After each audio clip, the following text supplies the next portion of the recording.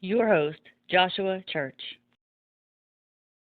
Hey, everybody. So, we are nearing the end of our spooky season of, quick bites. But today I want to talk about something that I watched and my wife watched, some of each.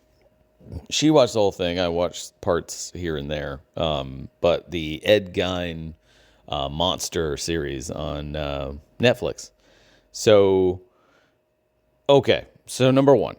Okay, last season, they did Dahmer, and that was pretty huge. And they also had more verifiable truth that they could focus on, so they could make Dahmer more of a real dive into why Dahmer did what he did and what it was and everything.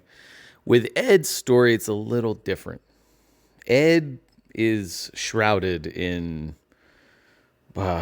lack of evidence, knowledge of what happened exactly. And Ed is not a reliable narrator. He's not a reliable source of the information because he's not. He's gone in his head. He was. And some of the truths of what happened and what the actual details were are very foggy. And so I've seen this show get a lot of flack online for, well, it's not accurate. That's not how that happened. Like there was a bit where supposedly he had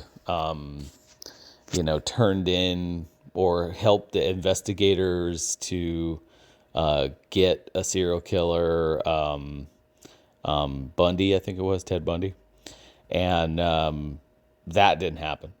Like that's not what happened at all. I mean, granted, he had gotten some letters and he had known about that, but he never actually helped investigators.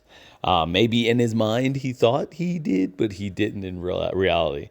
And then some of the stuff about the inspirations and movies and stuff, some of that stuff didn't exactly happen the way that they dramatized it in the show, but it was cool, I think, and smart to play it more for drama and I guess to show the repeating inspiration that quote unquote that was left behind by Ed Gein, and what impact it had on Psycho movie, and then eventually Texas Chainsaw, and like, so you have all these kind of bits that were taken from the legend of what he did and the horrible crap that was there.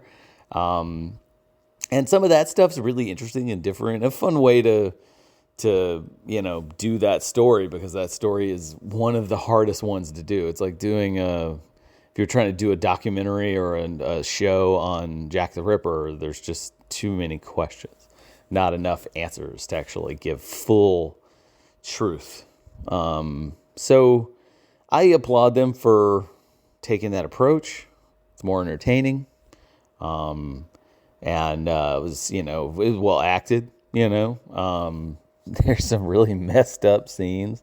And I appreciated, just as a film nerd, I appreciated the little offsides with behind the scenes bits with Texas Chainsaw and behind the scenes bits with Psycho, and like Norman, the bit with like, Norman Bates actor Anthony Perkins, having the phone call talking about being typecast and not being able to get work.